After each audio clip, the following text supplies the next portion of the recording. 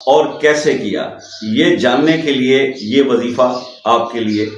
آج پیش کر رہا ہوں۔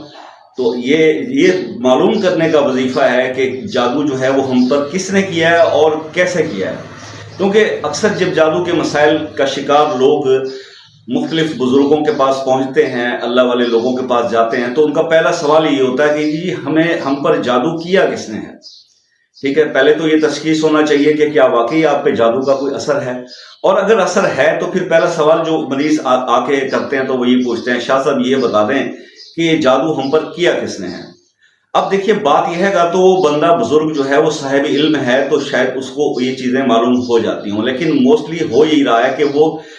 بس تکے لگا کے مس گائیڈ کر دینے سے یہ ہوتا ہے کہ خاندانی رنجشیں اور دشمنیاں جو ہیں وہ بڑھتی ہیں۔